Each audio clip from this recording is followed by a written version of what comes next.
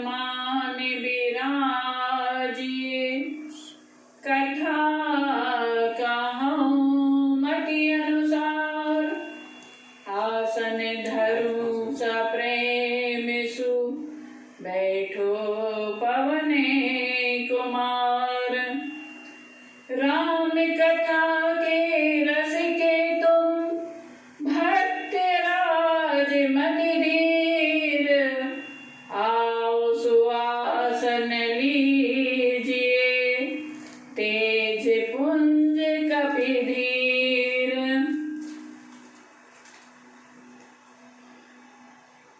गजाननं गणाधिसेवितं, कपिजम्बुचारुभक्षणं, उमासुतं शोकविनाशकारकं, नमामि विघ्नेश्वरपादपङ्कजं। गुरुर्ब्रह्मा गुरुर्विष्णु, गुरुर्देवो महेश्वरा, गुरु साक्षात् परब्रह्म, तस्मै श्री गुरुवे नमः। शान्ताकारं भुजङ्गशयनं, पद्मनाभं सुरेशं, विश्वधारं गगनसदृशं, मेघवर्णं शुभांगं, लक्ष्मीकान्तं कमलनयनं, योगिविद्यानिगम्यं, वन्दे विष्णु भवभयहरं, सर्वलोकैकनाथं। गुरुर्ब्रह्मा गुरुर्विष्णु, गुरुर्देवो महेश्वरा, गुरु साक्षात् परब्रह्म, तस्मै श्री गुरुवे नमः। कर्पूरगौरं कर्णावतारं, संसारसारं भुजगेन्द्रहारं, सदा वसन्तं हृदयारविन्दे, भवं भवानी सहितं नमामि। जय जय जय गिरिवरराज किशोरी, जय शिवप्रिय मुखचंद चकोरी, जय गजबदन सडानन माता, जगत जननी दामनी दुति गाता। सादर शिवहि नवाबहु माथा, वर्णौ विशद राम गुण गाथा। तुम त्रिभुवन गुरु वेद बखाना, आन जीव पावर का जाना। जनकी सुता जगे जननी जानकी, अतिशय प्रिय करुणा निधान की। ताके जुगे पद कमल मनावऊं, जासु कृपा निर्मल मति पावऊं। पुनि मन वचन कर्म रघुनायक,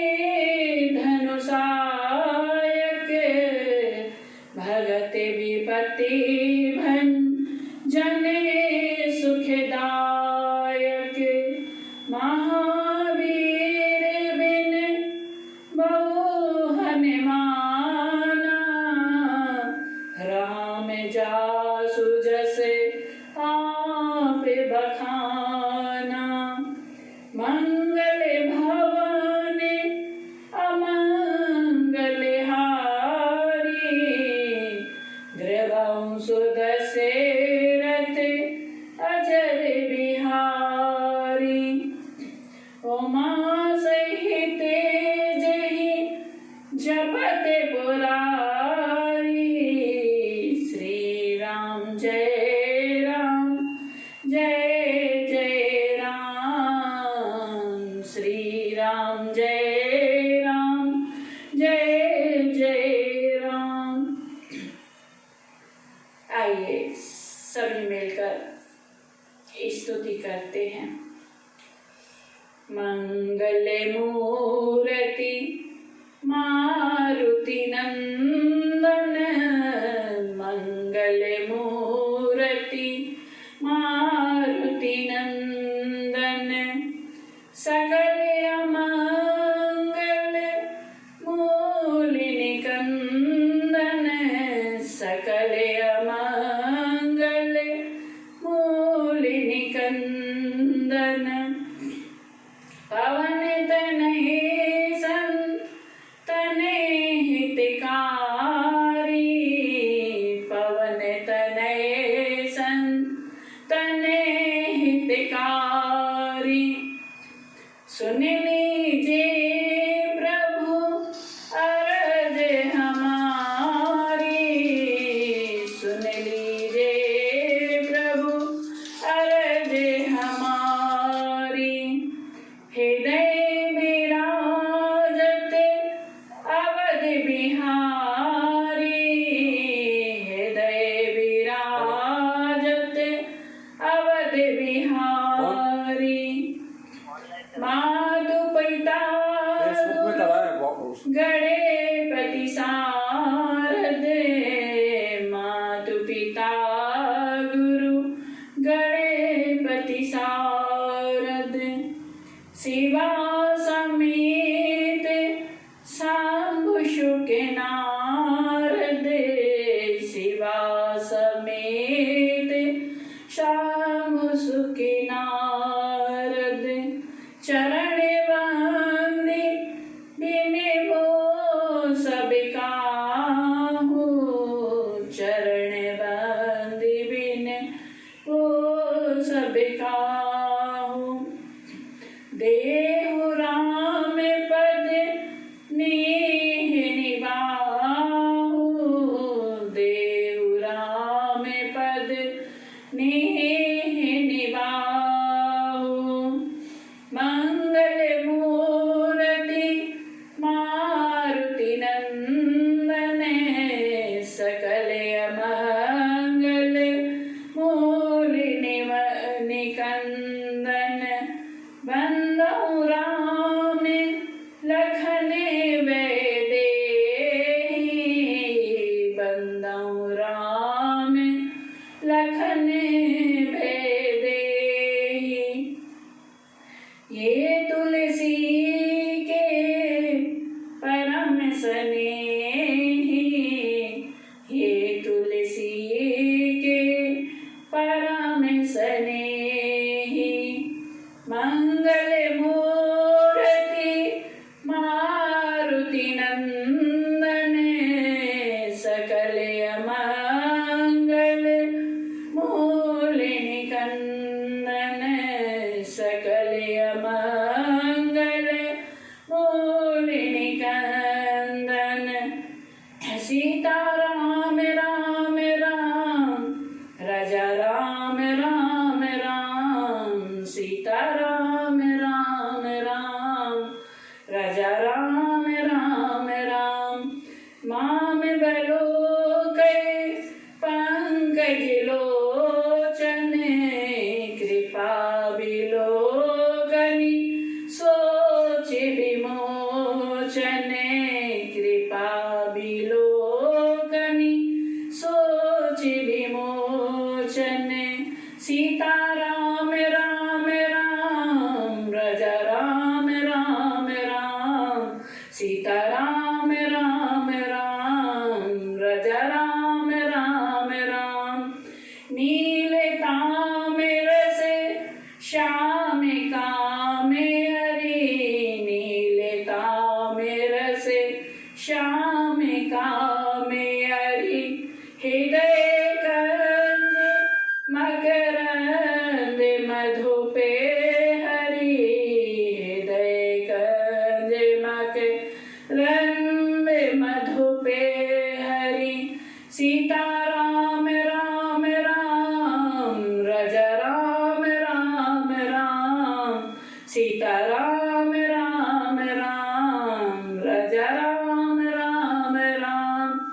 जातु धान बरुथे भले भंजन मुनि सजन रंजने अधिगंजन सीता राम राम राम राजा राम राम राम सीता राम राम राम राजा राम राम राम भूसुर शशि नवे ब्रह्म भलाह के असरन शरण दीन जन गाह के असरन शरण दीन जन गाह के सीता राम राम राम राजा राम राम राम सीता राम राम राम राजा राम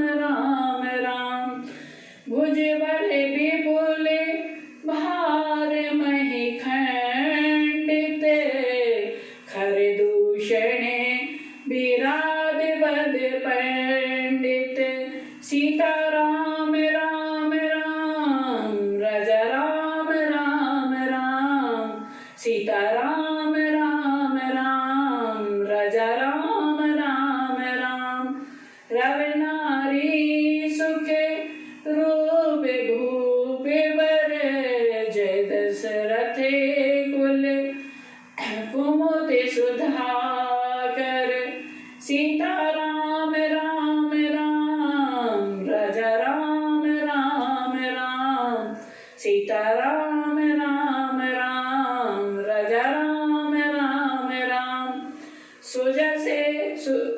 सुजसे पुराणी विदित निगमागम सुजसे पुराणी विदित निगमागम गावत सुर मुनि संत समागम गावत सुर मुनि संत समागम सीता राम राम राम राजा राम राम राम सीता राम राम राम राजा राम राम राम करुणी के बैलिक मत खंडन सब विधि कुशल कौशला मंडन करमल वैदिक मत खंडन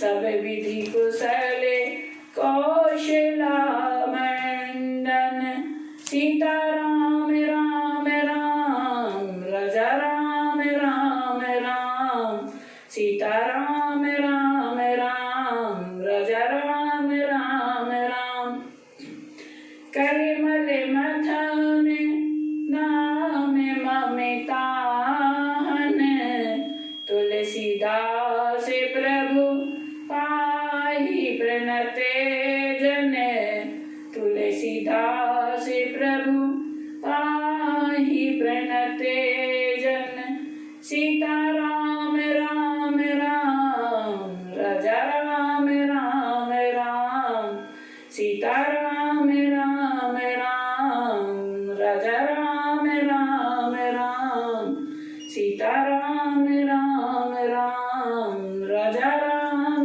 राम राम बोलिए सियावर रामचंद्र भगवान की जय। उमापति महादेव की जय।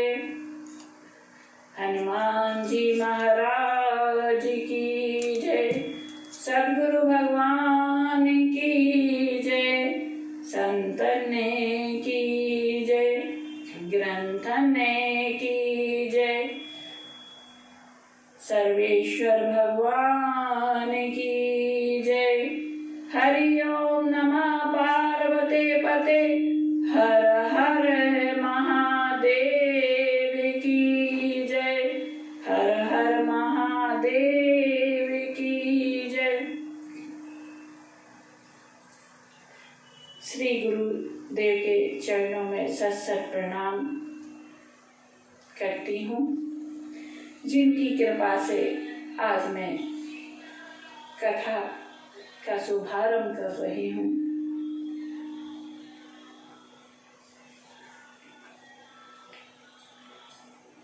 भारत भूमि की पावन धरा मध्य प्रदेश की राजधानी भोपाल से आप सभी मानस प्रेमियों को सादर प्रणाम करते हैं। पितृपक्ष के अवसर पर नवदेशी कथा का शुभारंभ करने जा रही हूँ। आज से 9 दिन तक हम सभी कथा का श्रवण करेंगे और श्रवण ही नहीं करना है, कथा को सुनना है और अपने हृदय में धारण करना है। प्रभु के जो भी चरित्र आपको अच्छे लगे उसका आप मनन करें, हृदय में धारण करें और कोशिश करें कि प्रभु श्री राम जी के मार्गदर्शन पर चले, क्योंकि मर्यादा पुरुषोत्तम श्री राम जी का अवतार ही जगत के लिए हुआ है। उन्होंने अपने भक्तों के लिए ही इस धरती पर अवतार लिया है।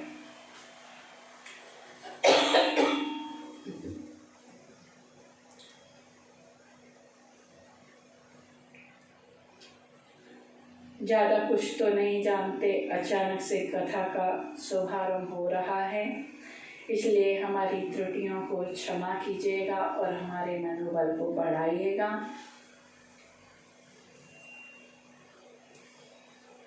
गोस्वामी जी ने बड़े ही प्रेम से मानस का लेखन किया है। वैसे तो मानस सबसे पहले भोलेनाथ के द्वारा ही रची गई है।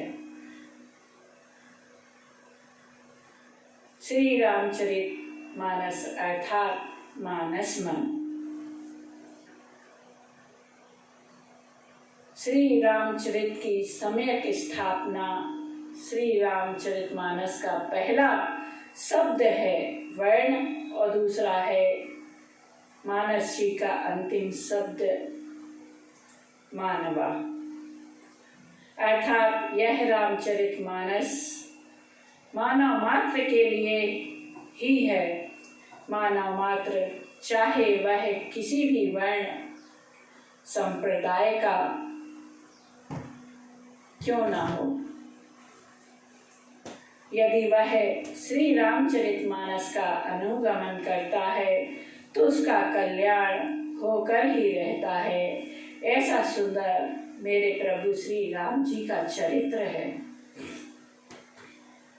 जय मंगले गुण ग्राम राम के, जय मंगले गुण ग्राम राम के, दानी मूर्ति धन धर्म धाम के, दानी मूर्ति धन धर्म धाम के।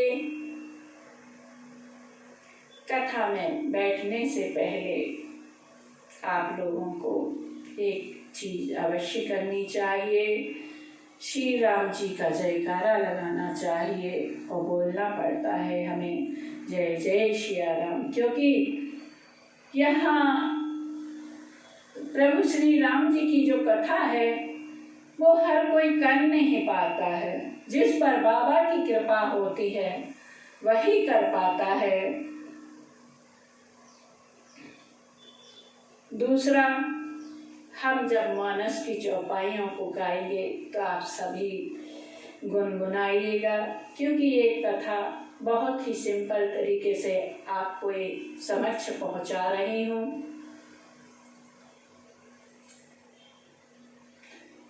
श्री रामचरितमानस भगवान भोलेनाथ का हृदय है। भोलेनाथ ने जगत के कल्याण के लिए इसको अपने हृदय में छिपाए रखा था। माता पार्वती का राम जी के प्रति अनन्य प्रेम देखा, तब भोलेनाथ ने मेरे प्रभु के चरित्र को, रामचरित्र को जगत के कल्याण के लिए प्रकट कर दिया।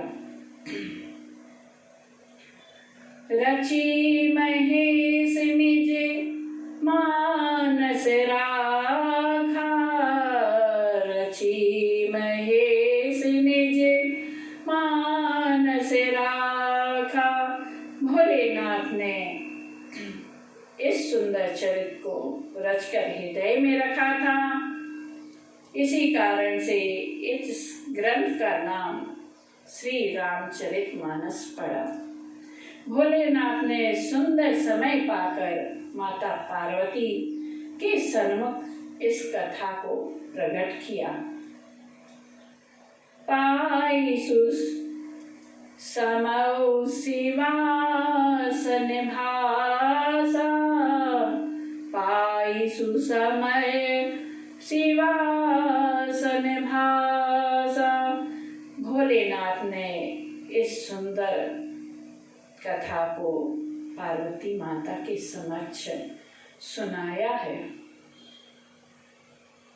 यदि भोलेनाथ ने माता पार्वती को राम कथा न सुनाई होती तो क्या आज राम कथा हर घर में कोई सुन सकता, या रामचरितमानस हर घर में होता क्या?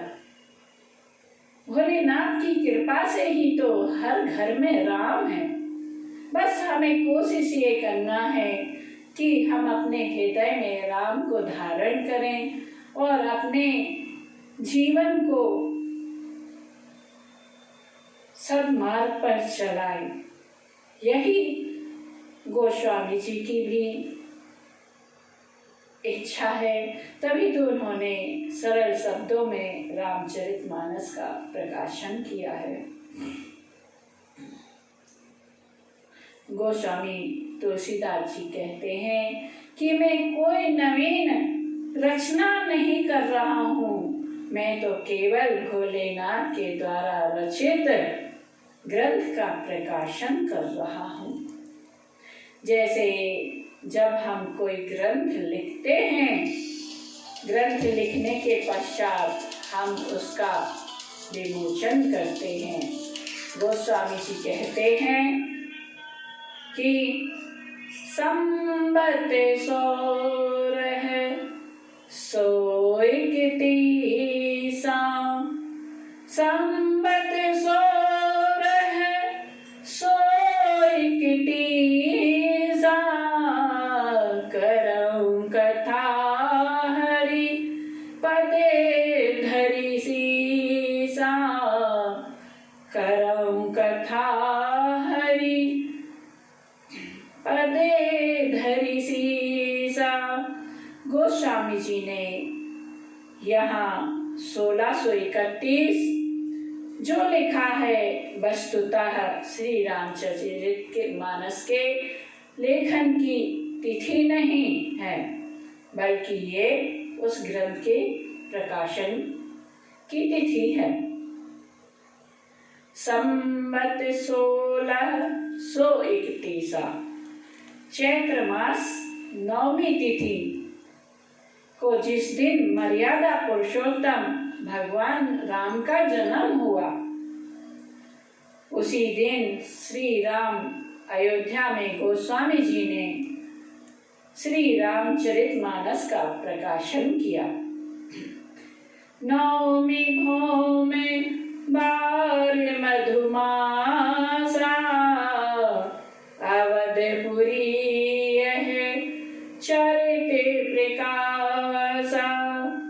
नवमी भौमे बार मधुमासा, अवधपुरी यह चरित प्रकाशा। गोस्वामी जी कहते हैं कि इस सुंदर ग्रंथ की रचना तो भोलेनाथ ने की है, मैंने तो केवल इस ग्रंथ का प्रकाशन किया है। श्री रामचरितमानस में 7 सोपान हैं। पहले सोपान का नाम है बालकांड। इसमें भगवान के अवतार की कथा की चर्चा है।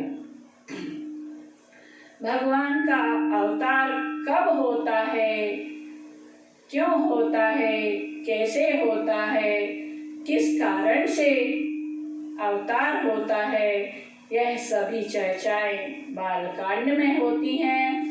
बालकांड को हम अवतार कांड कह सकते हैं। दूसरा कांड का नाम है अयोध्या कांड। यह व्यवहार कांड है।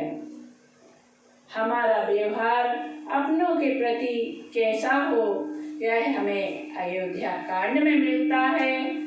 भाई का भाई से कैसा व्यवहार हो, मित्र का मित्र से कैसा व्यवहार हो, गुरु का शिष्य के प्रति कैसा व्यवहार हो, पति का पत्नी के प्रति कैसा व्यवहार हो, राजा का अपनी प्रजा के साथ कैसा व्यवहार हो, यह हमें अयोध्या कांड सिखाता है। इसलिए अयोध्या कांड को हम व्यवहार कांड भी कहते हैं।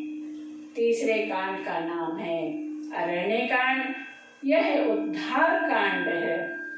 इसमें भगवान ने दिखाया है कि जीव का उद्धार कैसे किया जाता है, कैसे होता है। इस कांड में भगवान ने सबरी का उद्धार किया, सुतीक्षण जी को सुंदर गति दी, सर्वभंग जी को मुक्ति प्रदान की, जटायु जी को अपने धाम का अधिकारी बनाया। अतः अरण्य कांड हमें यह शिक्षा देता है कि हम कैसा आचरण करें तो भगवान हमारा उद्धार करेंगे।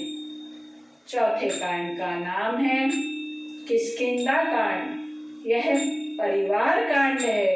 किष्किंधा कांड में सुग्रीव परिवार की आसक्ति में पड़कर राम काज भूल जाते हैं। असली भगवान को स्वयं कहना पड़ता है, सुग्रीव ही सुधि मोरी बिसारी, सुग्रीवहु सुधि मोरी बिसारी, पावा राज कोसपुर नारी, पावा राज कोसपुर नारी।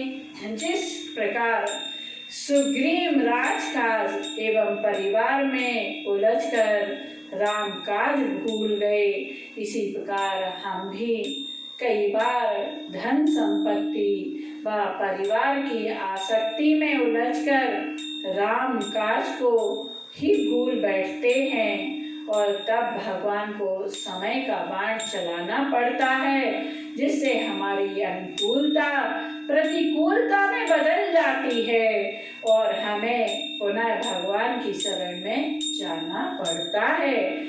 चौथे कांड का नाम किष्किंधा कांड इसलिए है। यह परिवार कांड है। पांचवें कांड का नाम सुंदर कांड है। यह परोपकार कांड है। परोपकार बचने मन काया, परोपकार बचने मन काया, संत सहज शोभाए खगराया, संत सहज शोभाए खगराया। यह परोपकार कांड है। छठा कांड लंका कांड। यह संहार का कांड है। इसमें मेरे प्रभु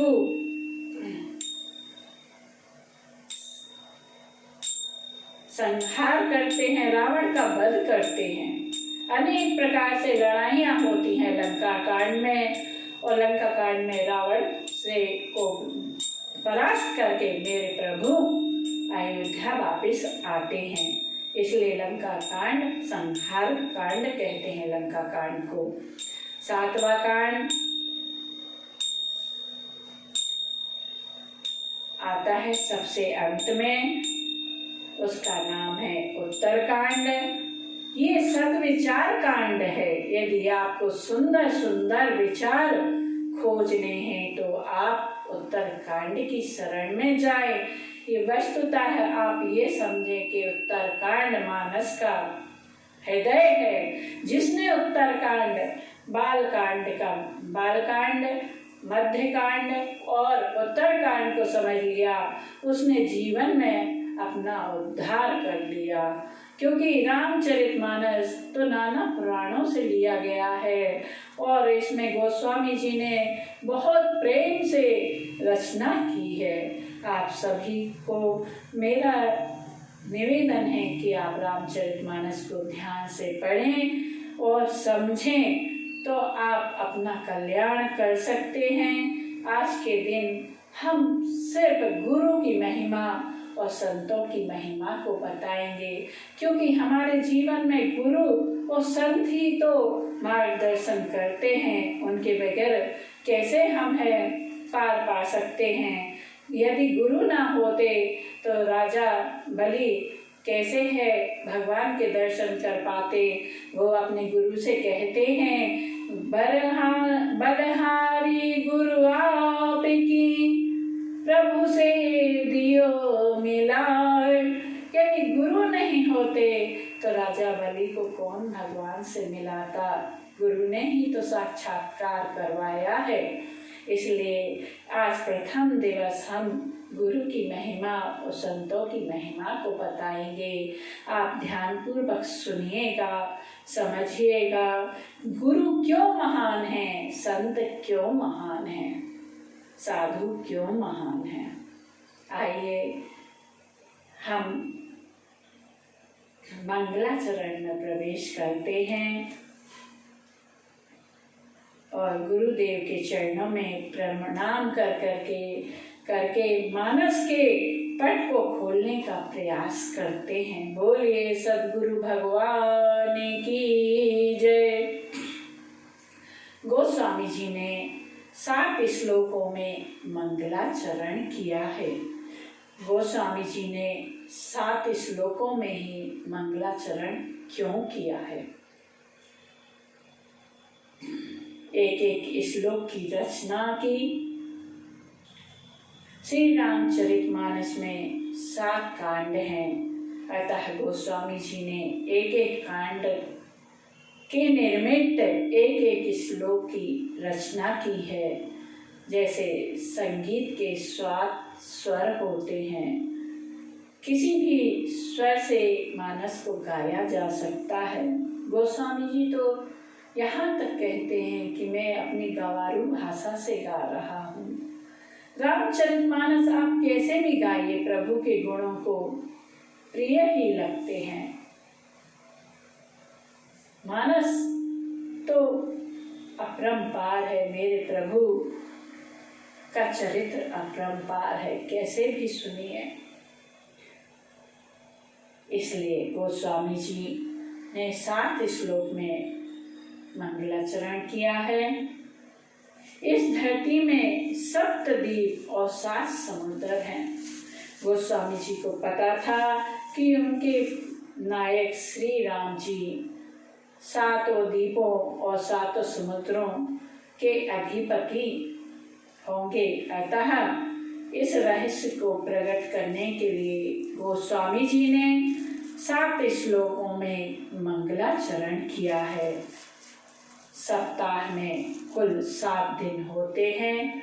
हम किसी भी दिन से मानस की चौपाइयों का पाठ कर सकते हैं। गोस्वामी जी प्रथम श्लोक में वाणी और विनायक को प्रणाम करते हैं।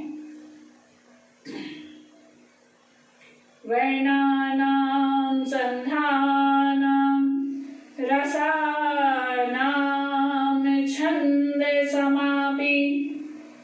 गोस्वामी जी कहते हैं कि मैं अक्षरों, अर्थ समूहों, रसों, छंदों और मंगलों की करने वाली सरस्वती जी और गणेश जी की वंदना करता हूँ।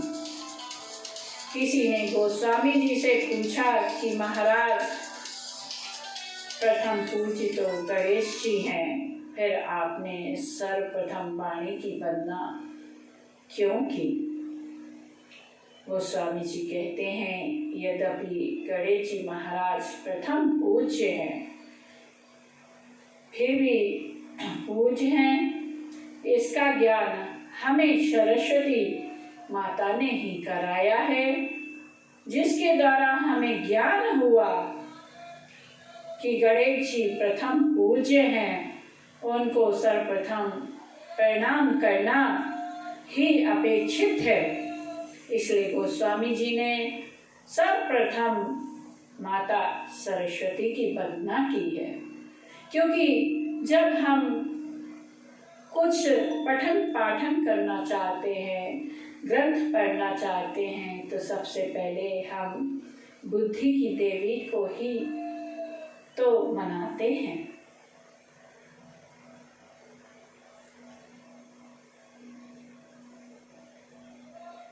गोस्वामी जी ने सर्वप्रथम वाणी और विनायक की वंदना की, क्योंकि दोनों ही मंगल के करता है।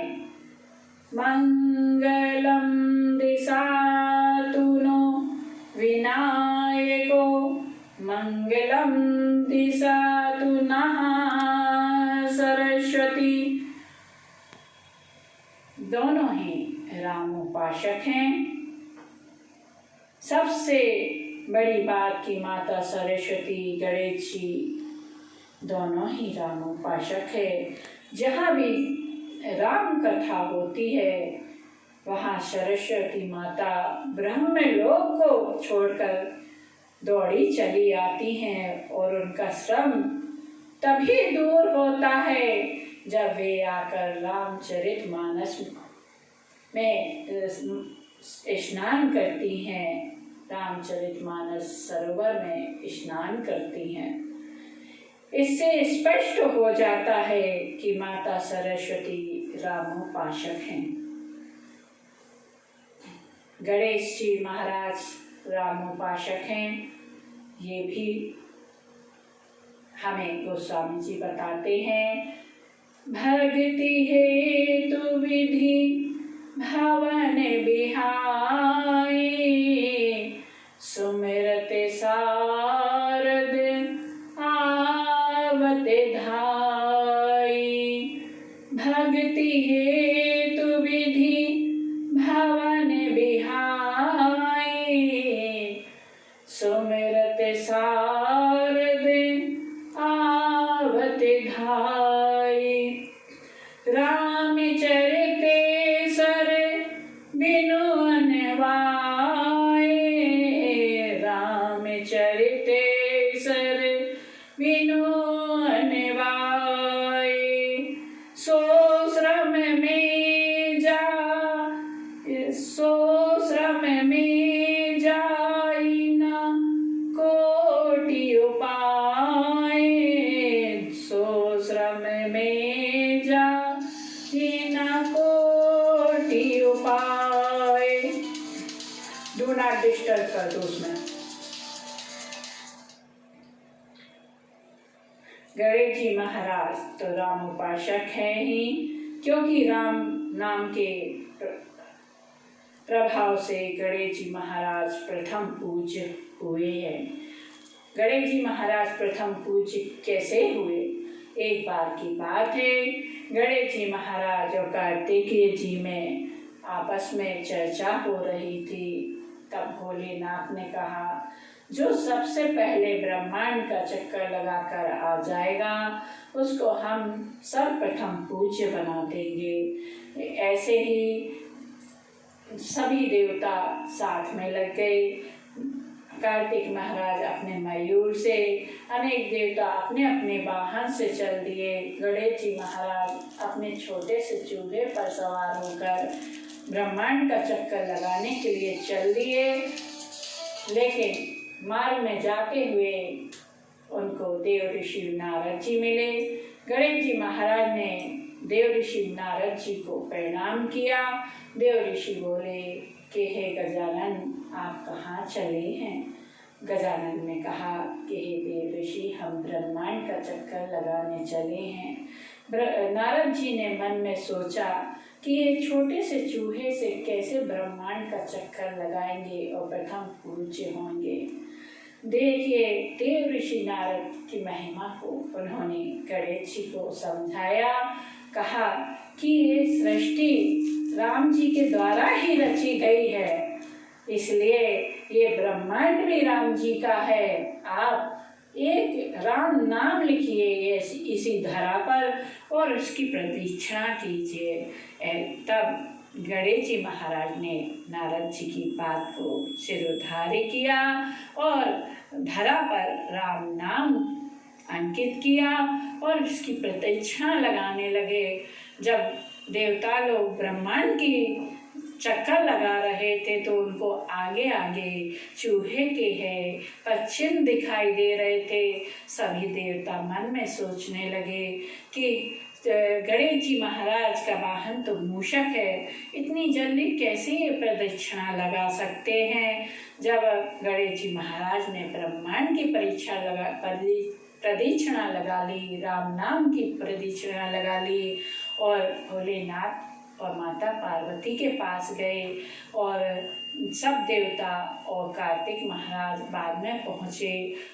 भोलेनाथ ने कहा कि पुत्र इतनी जल्दी कैसे ब्रह्मांड का चक्कर लगाकर आ गए। तब देव ऋषि नारद ने जो युक्ति बताई थी वो गणेश जी महाराज ने सब बता दी। इसलिए गणेश जी महाराज प्रथम पूज्य हुए हैं। इसलिए गोस्वामी जी कहते हैं,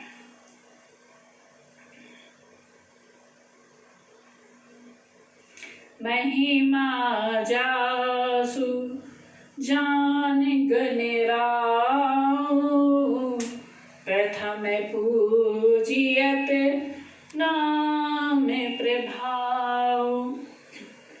यह जगत प्रभु श्री राम जी का है, यह ब्रह्मांड भी प्रभु श्री राम जी का है। एक बार की बात है, मेरे प्रभु श्री राम जी माता सीता की खोज में मन भटक रहे थे और जाकर एक शिला पर बैठे थे।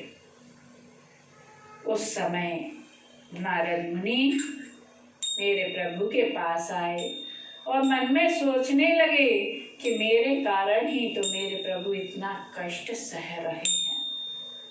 तब उन्होंने राम जी से विनती की कि हे प्रभु, मेरे श्राप के कारण ही आपने इतने कष्ट उठाए हैं, तो मेरी आपसे एक प्रार्थना है कि आप मुझे एक वरदान दें। मेरे प्रभु बोले, क्या चाहिए? नारद मुनि कहते हैं, प्रभु यद्यपि आपके तो अनेक नाम हैं, फिर भी मैं चाहता हूँ कि आपके अनेक नाम तारागण हों और राम नाम प्रमुख हो। मेरे प्रभु ने नारद मुनि को तथास्तु कहा। और आप देखिए ना, आप जिंदगी में आप कितना भी कुछ पूजन पाठ करें, किसी भी देवता को मनाएं, आप जब अंतकाल ईश्वर के पास जाते हैं तो लोग कहते हैं राम नाम सत्य है, और यही सत्य है, राम जी का नाम ही सत्य है।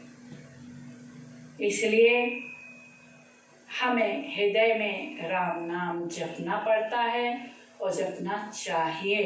यदि जो इस सार को समझ लेता है तो वह चाहे किसी भी देवी देवता का पूजन करे, लेकिन मन ही मन राम राम जरूर जपता है।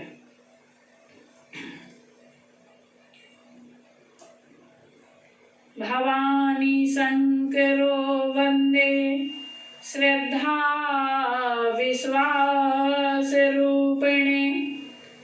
श्रद्धा और विश्वास के स्वरूप माता पार्वती और भगवान शंकर की मैं वंदना करता हूँ। गोस्वामी जी कहते हैं, जिनकी कृपा के बिना सिद्धजन अपने अंतःकरण में स्थित परमात्मा को देख नहीं सकते। श्रद्धा और विश्वास में क्या अंतर है? श्रद्धा हमारे जीवन में आनी जानी है और विश्वास अटल है। भोलेनाथ अटल हैं। भोलेनाथ का जन्म नहीं हुआ, इसलिए भोलेनाथ विश्वास हैं। श्रद्धा माता पार्वती हैं, क्योंकि माता पार्वती के अनेक जन्म हुए हैं। श्रद्धा हमारे जीवन में आनी जानी है। यदि हमारे जीवन में शंकर रूपी विश्वास अटल है तो श्रद्धा अपने आप अटल होगी। जैसे बालक का जन्म होता है, नवजात शिशु को, उसको पता नहीं होता है कि हमारे माँ बाप माता पिता कौन है, लेकिन विश्वास हृदय में अटल रहता है। वो आँख खोलता है और नेत्रों से देखता है तो उसको भरोसा होता है कि ये हमारे माता पिता हैं। बालक को क्या पता है कि ये हमारे माता पिता हैं? एक विश्वास ही तो अटल है। विश्वास अटल है, इसलिए श्रद्धा धीरे धीरे बढ़ती जाती है और श्रद्धा विश्वास में परिवर्तित होती जाती है। इसी प्रकार भोलेनाथ विश्वास हैं और माता पार्वती श्रद्धा हैं। हृदय में सती माता पार्वती के रूप में दोबारा जन्म लेती हैं, किंतु भोलेनाथ का हृदय में सहज रूप से विद्यमान है। सती माता पार्वती के रूप में जन्म हुआ, किंतु भोले बाबा का कोई जन्म नहीं हुआ। इसलिए माता पार्वती श्रद्धा का प्रतीक है। एक बात और, मानस में पहले शिव पार्वती विवाह हुआ, फिर सीताराम जी का विवाह हुआ। इसका क्या अर्थ है? मानव गोस्वामी जी यहाँ हमें बताना चाहते हैं कि जब तक हमारे हृदय में श्रद्धा विश्वास का मिलन नहीं होगा, तब तक हमारे हृदय में भक्ति और भगवान का मिलन होना संभव नहीं है।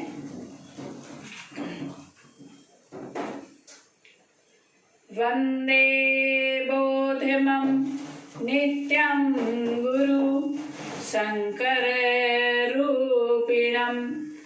तीसरे श्लोक में गोस्वामी जी गुरु की वंदना करते हैं। गोस्वामी जी कहते हैं कि मैं बोध स्वरूप भोलेनाथ के रूप में गुरु की वंदना करता हूँ, जिनके आश्रित होकर टेढ़ा चंद्रमा भी जगत पूज्य हो जाता है। सीताराम गुणाम पुण्यारण्य विहारिणो। भगवान श्री सीताराम के जो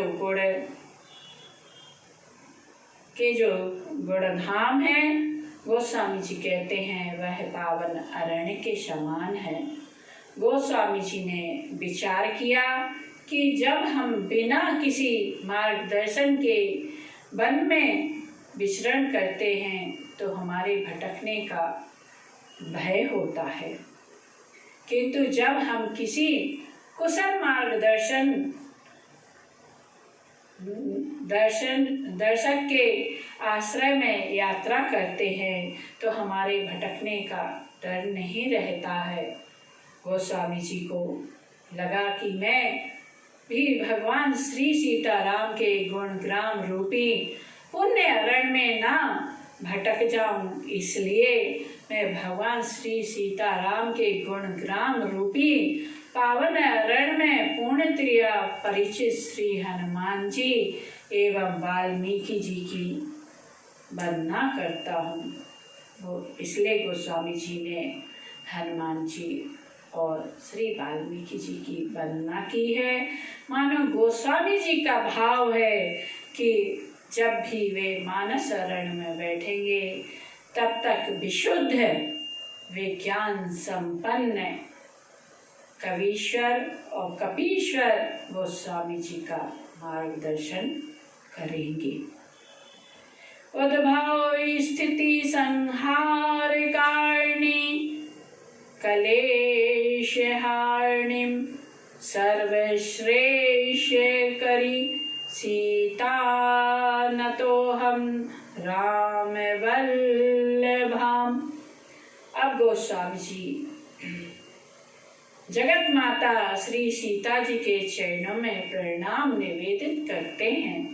गोस्वामी जी कहते हैं कि जो संसार के उत्पन्न पालन एवं सृजन का कारण है और जो राग द्वेष असीमता अभिनिवेश इन पंच कलेशों का नाश करने वाली हैं, जो समस्त श्रेयों को करने वाली राम वल्लभा सीता जी के श्री चरणों में हम सब कोटि कोटि प्रणाम निवेदित करते हैं।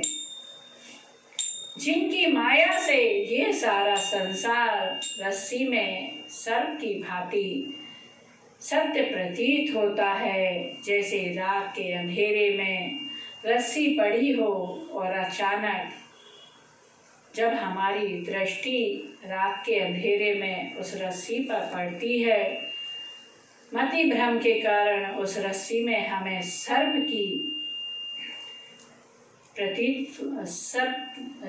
रूप प्रतीत होता है, किंतु जैसे ही हम प्रकाश करते हैं वैसे ही हमारा अज्ञान दूर हो जाता है। इसी प्रकार मोह जगत भी रस्सी के सर्प की भांति मिथ्या है, किंतु भगवान की माया के कारण यह जगत सत्य प्रतीत होता है। जब ज्ञान का प्रकाश होता है तब अज्ञान का अंधकार दूर हो जाता है, हमें जगत का मिथ्यात्व बोध हो जाता है। आगे गोस्वामी जी कहते हैं, जिनके चरण कमल ही भवसागर से पार होने के लिए एकमात्र नौका है, ऐसे समस्त कारणों से परे भगवान श्री राम जी की मैं वंदना करता हूँ। गोस्वामी जी का स्पष्ट भाव है कि भगवान के चरण कमलों के आश्रय लिए बिना कोई भी इस भवसागर को पार नहीं कर सकता। उत्तरकांड में काकभूषणी जी महाराज खगनायक गरुड़ जी से कहते हैं, सब कर मते खगनायके सब कर मते खगनायके करऊ राम पद पंकज नेहा करऊ राम पद पंकज नेहा। काकभूषणी जी कहते हैं कि भगवान के चरण कमलों में प्रेम करना यह व्यक्ति विशेष का नहीं बल्कि सबका मत है। इसलिए हम देखेंगे कि मानस के जितने भी पात्र हैं उन सबका भगवान के चरणों में अभिन्न एवं विभिन्न प्रेम है। मानस में भगवान के चरणों में प्रेम तो सबका भिन्न भिन्न है, किंतु भावनाएं सबकी अभिन्न है। कौशल्या जी का भगवान श्री राम जी के चरणों में वात्सल्य प्रेम है। इसी प्रकार महाराज दशरथ जी का भगवान जी के श्री चरण कमलों में सत्य प्रेम है। श्री जनक जी का भगवान श्री राम जी के चरणों में गूढ़ प्रेम है। श्री भरत जी महाराज का भगवान श्री राम जी के चरणों में अगम प्रेम है। लक्ष्मण जी का प्रभु श्री राम जी के चरणों में अनन्य प्रेम है। हनुमान जी का भगवान श्री राम जी के चरण कमलों में निर्भर प्रेम है एवं जानकी जी का भगवान के श्री चरण कमलों में तत्व प्रेम है। इस प्रकार हम देखते हैं मानस के सभी श्रेष्ठ पात्रों का भगवान के चरण कमलों में अभिन्न किंतु विभिन्न प्रेम है। नाना पुराण निगमागम सम्मतम यद रामायणे। गोस्वामी जी कहते हैं यह श्री रामचरितमानस नाना पुराण निगम आगम सम्मत है। गोस्वामी जी लिखते हैं कि काचिंद यतोपि अर्थात कुछ और भी है। गोस्वामी जी कहते हैं इस श्री राम कथा की रचना में अपने स्वांतः सुखाय के लिए कर रहा हूँ। गोस्वामी जी ने उत्तरकांड में लिखा है, सुंदर सुजान कृपा निधान अनाथ पर कर प्रीति जो सोय के राम अकाम हित निर्वाण प्रद सब आनि को। सोय के राम काम हित निर्माण प्रद समयानि को। जाकी कृपा लवलेस ते मति मंद तुलसीदास हु। पायो परम विश्राम राम समान प्रभु नाहि कहूँ। गोस्वामी जी तुलसीदास जी सर्वप्रथम 5 सोठों में पंचदेव की वंदना करते हैं। क्या करते हैं? गोस्वामी जी के ने पंचदेव की आराधना की। उनको लगा कि हमने तो गुरुदेव को भजा ही नहीं है, इसलिए गोस्वामी जी गुरुदेव की वंदना करते हैं। क्या कहते हैं? बंदौ गुरु पदे पद में परागा। बंदौ गुरु पदे पद में परागा। सुरुचि सुबासे सरसे अनुरागा। सुरुचि सुबासे सरसे अनुरागा। गोस्वामी जी कहते हैं कि मैं गुरुदेव के चरण रज की वंदना करता हूँ। जो अनुराग रूपी रस परिपूर्ण है का ऐसा दिव्य प्रभाव है। गोस्वामी जी कहते हैं कि मैं गुरुदेव के चरण रज की वंदना करता हूँ। जो अनुराग रूपी रस से परिपूर्ण है। यदि किसी के आँखों में रज के कण चले जाएं तो उसकी आँख बंद हो जाती है, किंतु गुरुदेव के चरण रज का ऐसा दिव्य प्रभाव है कि यदि गुरुदेव के चरण की रज आँखों में पड़ जाए तो आँखें खुल जाती हैं। हमारे भीतर दो नेत्र हैं जिनका नाम है ज्ञान और वैराग्य। हमारे जीवन में जो भी उपलब्धियां हैं सब गुरु की कृपा का परिणाम है। भगवान श्री राम ने पग पग पर गुरुदेव की महिमा का बखान किया है। यदि हम पूरे रामचरितमानस को देखें तो हम उसे 2 भागों में बांट सकते हैं। पहला पूर्व चरित, दूसरा उत्तर चरित। ताड़कावध विश्वामित्र जी के यज्ञ की रक्षा, अहिल्या उद्धार, धनुष भंग, श्री सीता जी से विवाह, यह भगवान का पूर्व चरित्र है। जब भगवान श्री राम जी जानकी जी से विवाह करके अयोध्या आए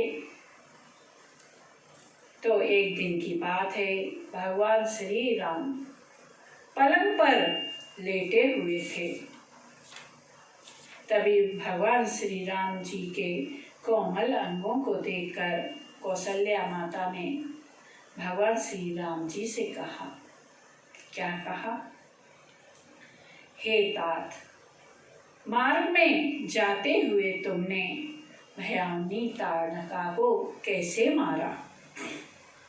तात, मैं बलिहारी जाती हूँ, तुमने दुष्ट मारी जो सुबाहु को कैसे मारा और विश्वामित्र जी के यज्ञ की रक्षा की? तुम्हारे चरणों की धूल लगते ही मुनि की पत्नी अहिल्या कैसे तर गई? गौतम ऋषि की पत्नी अहिल्या कैसे तर गई? तुमने पर्वत से भी ज्यादा कठोर शिव धनुष को कैसे तोड़ दिया? ऐसा कहकर कौशल्या मैया सजल नेत्रों से प्रभु श्री राम जी को निहारने लगी। थोड़ी देर के पश्चात कौशल्या मैया भगवान से कहती हैं, हे तात, तुम्हारे ये सभी कर्म मानुषी नहीं है।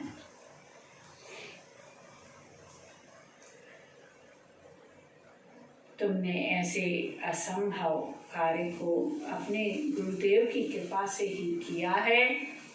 सकल अमानुषे करम तुम्हारे, सकल अमानुषे करम तुम्हारे, केवल कौशिक कृपा सुधारे, केवल कौशिक कृपा सुधारे। इस प्रकार हम देखते हैं कि भगवान श्री राम जी के पूर्व चरित्र में गुरु की कृपा की ही प्रधानता है। अब भगवान श्री राम जी का उत्तर चरित्र वनवास के अपार चरित्रों से भरा हुआ है। श्री राम के उत्तर चरित्र में मुख्य है भगवान राम के द्वारा रावण का वध। जब भगवान श्री राम रावण का वध करके बंदर भालुओं के संग पुष्पारूढ़ होकर श्री धाम अवध पधारते हैं, तब भगवान श्री राम जी से समस्त बंदर भालुओं को गुरु वशिष्ठ जी को प्रणाम करने के लिए कहते हैं। भगवान श्री राम बंदर भालुओं का गुरु वशिष्ठ जी का परिचय कराते हुए कहते हैं, गुरु वशिष्ठ कुल पूज्य हमारे, इनकी कृपा धनुजे रन मारे। भगवान श्री राम बंदर भालुओं से कहते हैं कि गुरु वशिष्ठ जी की कृपा से ही हमने युद्ध में निशाचरों का वध किया है। इस प्रकार हम देखते हैं कि भगवान श्री राम जी का पूर्व चरित्र गुरु विश्वामित्र जी की कृपा पर निर्भर है, वही भगवान श्री राम जी का उत्तर चरित्र गुरु वशिष्ठ जी की कृपा पर निर्भर है। अतः भगवान श्री राम अपने चरित्र के माध्यम से हमें यह शिक्षा देते हैं कि हमारे जीवन में जो भी उपलब्धियां हैं वो सब गुरु की कृपा का परिणाम है। गुरु बनना के पश्चात गोस्वामी जी, तुलसीदास जी महाराज ब्राह्मणों और संतों की वंदना करते हैं। क्या कहते हैं?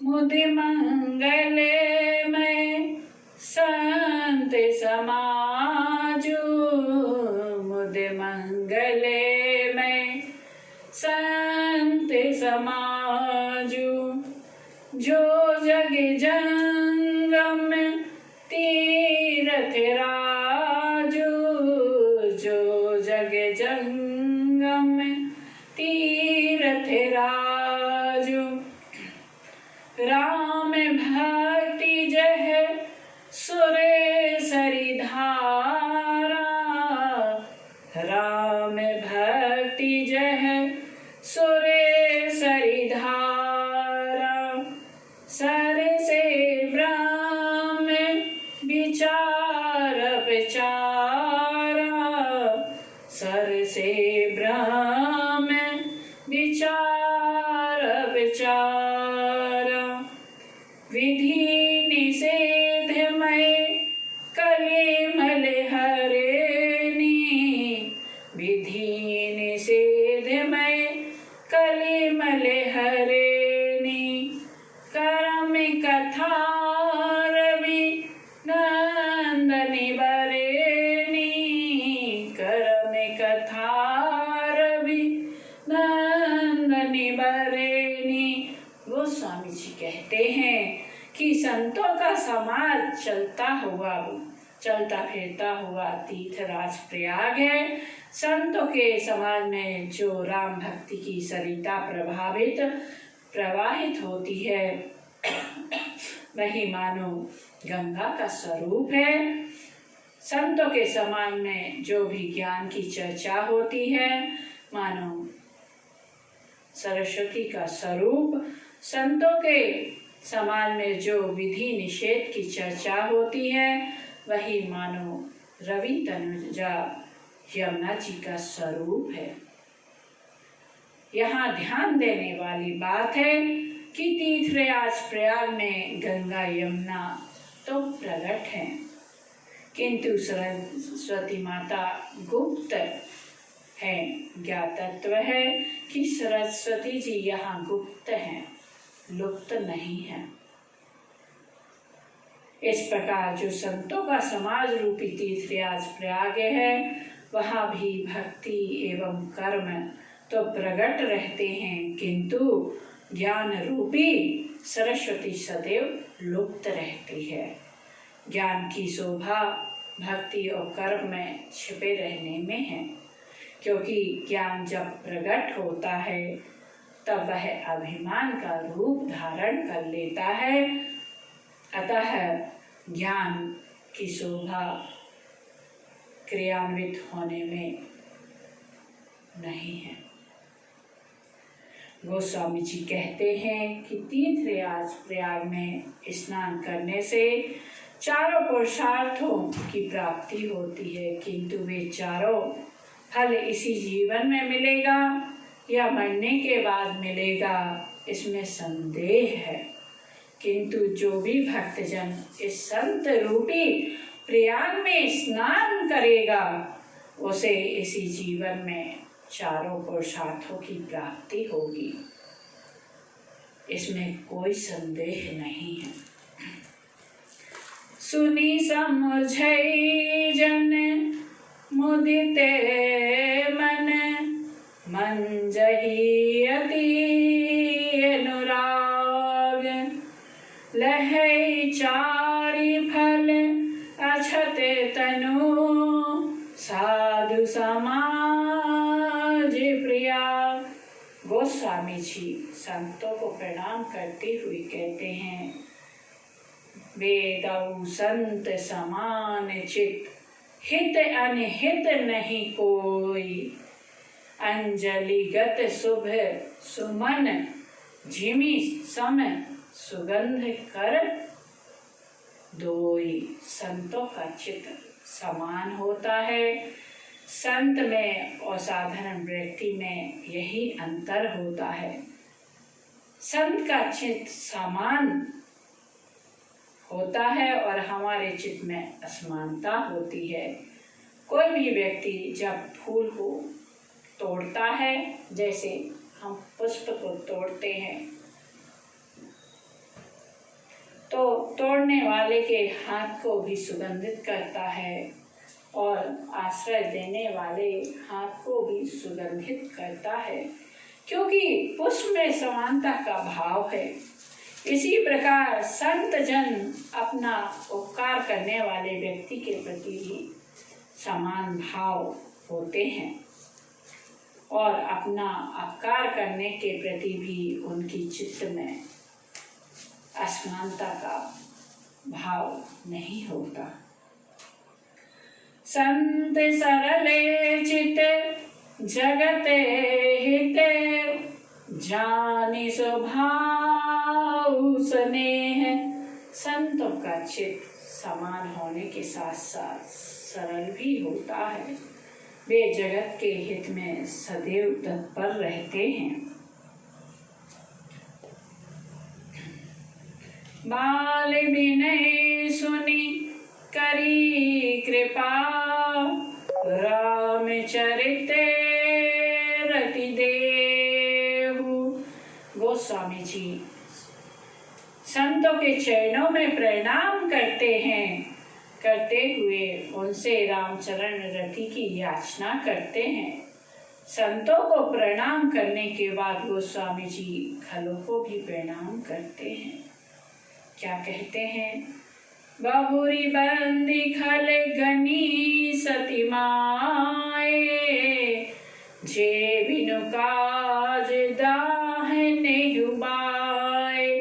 गोस्वामी जी कहते हैं कि मैं सच्चे भाव से खल को प्रणाम करता हूँ, जो बिना किसी मतलब के ही दाएं बाएं करते हैं, दूसरे के हित की हानि करने में लगे रहते हैं, जिनकी दृष्टि में लाभ है, जिनको दूसरों के उचैने में हर्ष और बसने में विषाद होता है। हरि हर जसे राकेश राहु से, पर अकाज मत सहस बाहु से।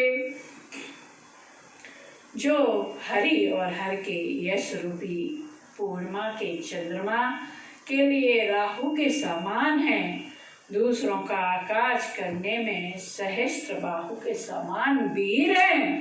जिस प्रकार मक्खी घी में गिरकर उसे खराब कर देती है और स्वयं भी नष्ट हो जाती है, उसी प्रकार दुष्ट लोग दूसरों के बने बनाए काम को भी अपनी हानि करके बिगाड़ देते हैं। गोस्वामी जी आगे लिखते हैं, पुनि प्रणवउ पृथ्वीराज समाना, पर अघ सुनई सहसे दस काना।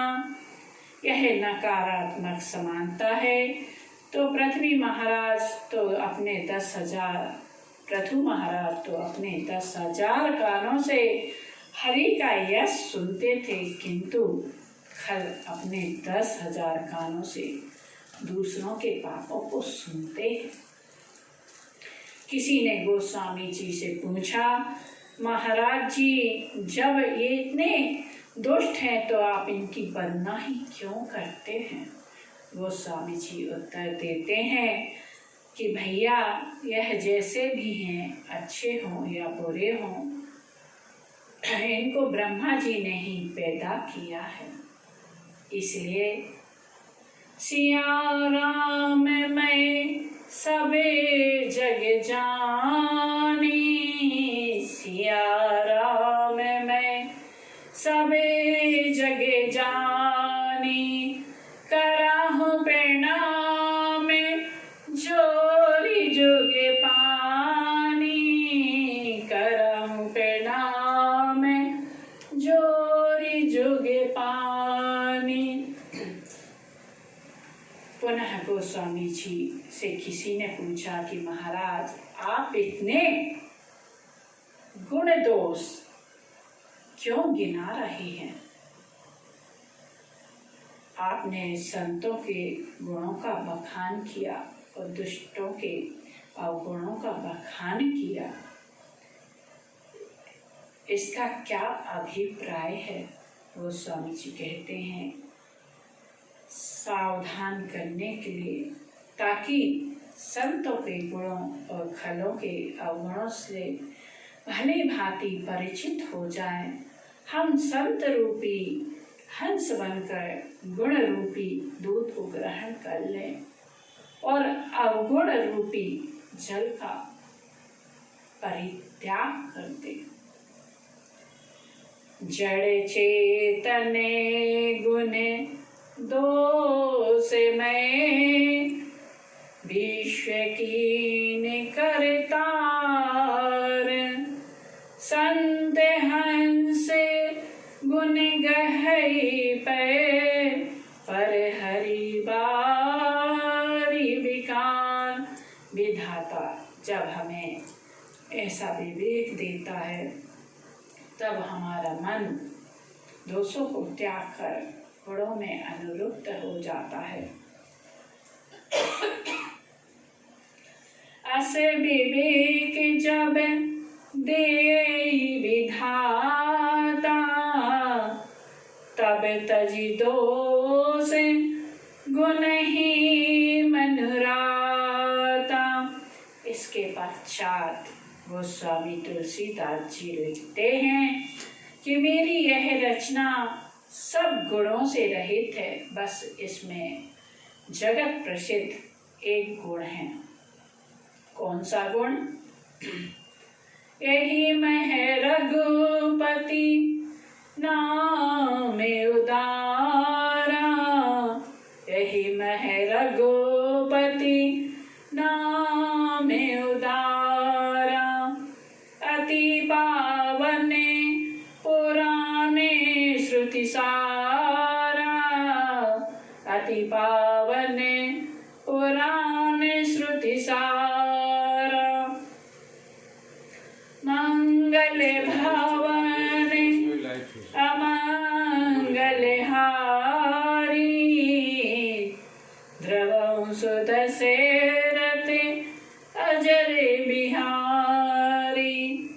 उमा सहित जहि जपत पुरारी, उमा सहित जहि जपत पुरारी।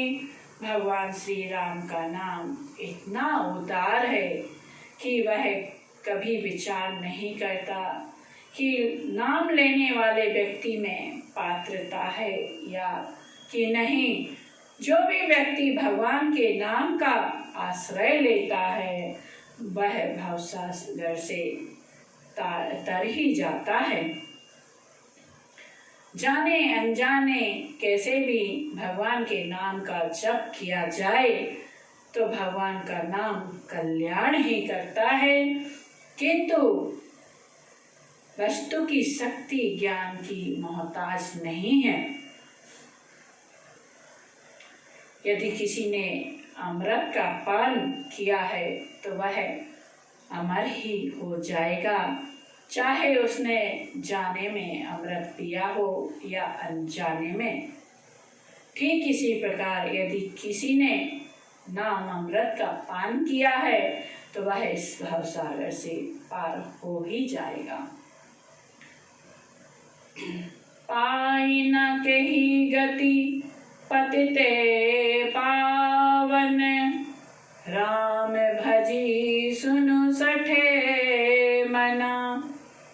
गणिका जामिल व्याध गीध, गजादि खल तारे घना। अभीर जमन के रात खस, स्वपचादि अति अघरूप जे। कही नाम बारक तेपी, पावन होई राम नमामि ते। गोस्वामी जी अवध परिकर की वंदना करते हैं। अब पश्चात गोस्वामी जी जनक सुता की वंदना करते हैं। अवध परिकर में माता की वंदना करते हैं। कहते हैं जनक सुता जग जननी जानकी, अतिशय प्रिय करुणा निधान की। ताके जुगे पदे कमल मनावं, जासु कृपा निर्मले मति पावं। जनक सुता की वंदना करने के पश्चात गोस्वामी जी ने 9 दोहों में भगवान श्री राम नाम की वंदना की है। क्या की है? बंदहु नाम नाम रघुवरे को, बंदहु नाम राम रघुवरे को। हेतु कृष्ण